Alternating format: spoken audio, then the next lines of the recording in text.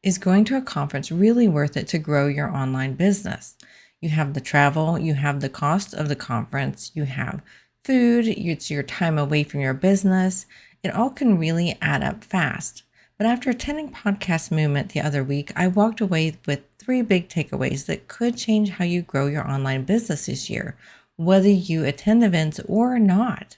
In this episode, I'm breaking down how to use conferences and communities to build a smarter online business, gain clarity, and make your next 90 days more profitable without adding more to your plate.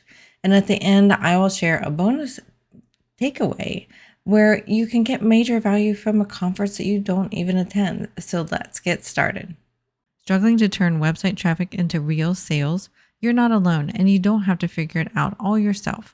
Welcome to Smarter Online Business, the podcast for course creators, coaches, and e-commerce entrepreneurs who want their websites to convert visitors into buyers without the tech overwhelm. I'm your host, Carrie Saunders, a website strategist and conversion expert with over 20 years of experience. Each episode delivers simple, proven strategies to help you generate more revenue and make your website your smartest sales tool. So I used to go to conferences to just learn something new or to stay current with current trends. But now I go with a sharper question. What am I building next? And what kind of insight or relationships would make that easier? I go more for the networking than the learning. And if you're building an online course, refining your offers, revising your website, or trying to grow faster without burning out, events can give you the clarity you didn't know you were missing. And at Podcast Movement, I walked away with ideas for content, messaging, and partnerships, not just information. The ROI isn't really in the session notes. It's in the implementation clarity afterwards. So when I was done with the podcast, a couple days later, I looked through my notes and looked through what am I going to implement? How can I do that more clear and get that done? So most people approach conferences of what can I learn? And the real shift happens when you show up as a creator or a connector. Like I was hinting earlier, we want to be networking. We want to be learning how to create and connect. So whether you're walking up to a meeting, a Zoom call, or an expo hall, have one clear goal in mind. Ask yourself, what is the one thing I need feedback on? What is the one thing I want to test or validate? What do I need to walk away with clarity on? Have a purpose before you attend a Zoom meeting, an event, or something like that. And at Podcast Movement, I had 2 to 3 focused questions that help me have better conversations and better takeaways. You don't need to network harder. You just need to be more intentional. I kind of let the people around me fall into my circle when my instincts seemed to make sense for them to. I didn't just make sure I talked to every single person. It was kind of more of an intuition and more of a go with the flow type of thing. And that actually worked out really well. I had one short conversation the other week that completely reframed how I was thinking about a key piece of my business. And it reminded me that some of the best growth isn't a blog post or webinars. It's in real-time feedback from smart people who actually really get it. You don't need to meet everyone. You need to connect meaningfully with 1 or 2 people who opens up that new door. Think about it. Who could be a collaboration with you? Who can help cross promotions? Who can help you with content partnership? Who can partner with you there?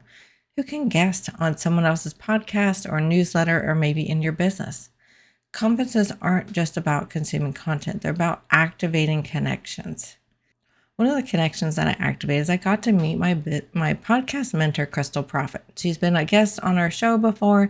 She is an excellent speaker and an excellent human being. And it was so wonderful to meet her in actual person. And we could brainstorm on some things, things she needed help with, things I needed help with.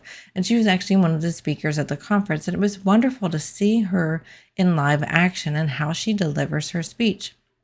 This is also great if you're considering doing some sort of speaking, whether it's, on a podcast or at a conference or a virtual conference. It's a great way to see how others deliver their speech to get a better idea of how to do your own speech, because doing speech is like this, we've talked about this on the podcast, on other podcast episodes, can really help you grow your business and grow your connections if you're speaking in front of the right people. And again, it could be little small groups too. It doesn't have to be a huge stage, so don't feel like you have to get too overwhelmed or scared there. And if you aren't already on a newsletter, to learn tips like this in your inbox, head on over to smarteronlinebusiness.com and click on sign up a newsletter over there so you can get tips right to your inbox too.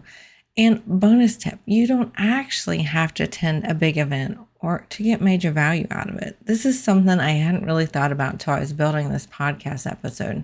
You can follow the event hashtags on LinkedIn, on Facebook, on Instagram, wherever it would be appropriate for that event. You can search for the speaker list and follow 3 to 5 of the top people you would be interested in listening to at that event. You can also direct message one speaker with a kind note or takeaway from their clip or their quote that they might share. And this is a really great way to think about how can you have that action implementation without even going to the conference. I know there's other conferences I'd love to go to, but the time and the money is just not there to go to all the conferences I want to go to.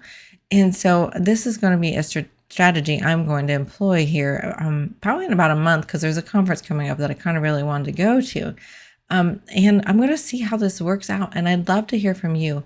Does this work out for you? Have you ever tried this bonus tip before of gathering the information, the top key highlights via, just following the event online?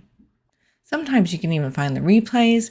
There can be virtual ticket access sometimes, which is also a lot cheaper and a bit less time consuming, because then you can watch things on your own time and on fast speed if you'd like.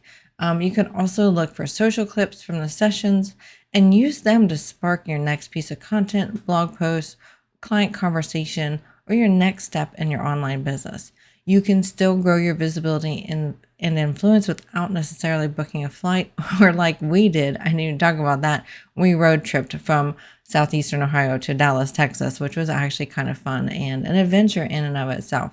And then I want to give you an additional bonus tip. When you do go in person to a conference like this, make an adventure out of it. It is our time to step away from the normal day-to-day of our businesses. It's time to reflect on what's working and what's not. And my husband and I went to the Podcastmovement conference together. He's also my business partner at bcsengineering. And we decided to make a road trip out of it. We drove from Athens, Ohio to Dallas, Texas. Is about 17 hours without stops one way.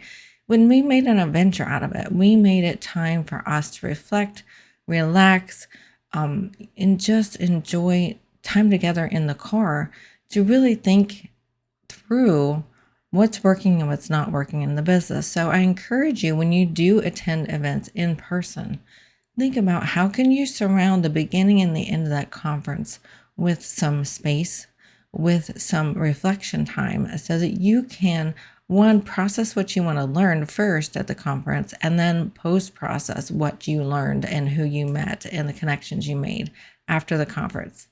Hopefully this is a great episode for you to really rethink about, how can I use conferences to make my business smarter? How can I have a smarter online business with conferences, whether I attend or don't attend? And we will see you next week.